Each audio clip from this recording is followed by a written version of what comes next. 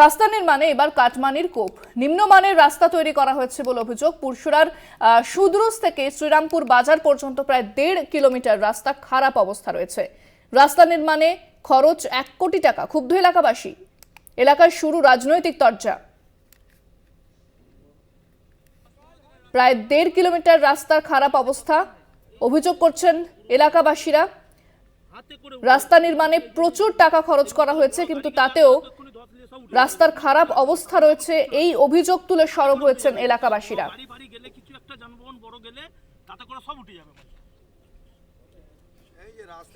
যে 1.5 কিলোমিটার রাস্তা নির্মাণ করা হয়েছে, সেই নির্মাণের পরও রাস্তার খারাপ অবস্থা।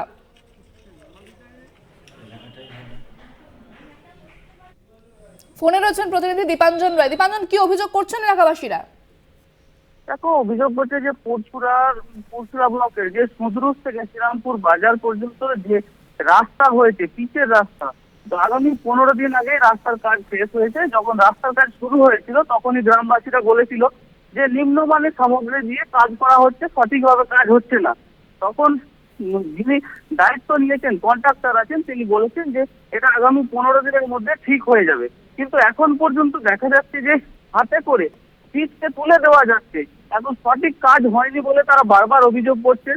এবং তারা আরো বলছেন যে 1 কিলোমিটার রাস্তা করতে 1 কোটি টাকা খরচা হয়েছে। তাহলে এটা কি সেই 1 কোটি টাকার নমুনা? কারণ 1 কোটি টাকা দিয়ে যদি রাস্তা হতো তাহলে কিন্তু এই রাস্তাটা এরকম হতো না। আর যারা বিরোধী দল আছে তারা বারবার অভিযোগ করছে যে যিনি কন্ট্রাক্টর আছেন তাকে শাসক দলের নেতারা চাপ দিয়েছে।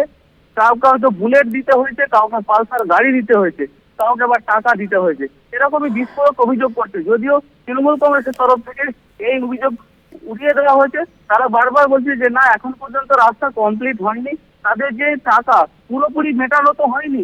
আমরা চেষ্টা করছি এই যে কন্ট্রাক্টর দায়িত্ব নিয়েছিলেন তাকে পুনরায় রাস্তাটা মেরামতি করানোর জন্য। কিন্তু প্রশ্ন উঠছে, তাহলে একবারে কেন রাস্তাটা সঠিকভাবে করা হলো না? ধন্যবাদ দীপাঞ্জন। কথা বললাম প্রতিনিধি দীপাঞ্জন রায়ের সঙ্গে।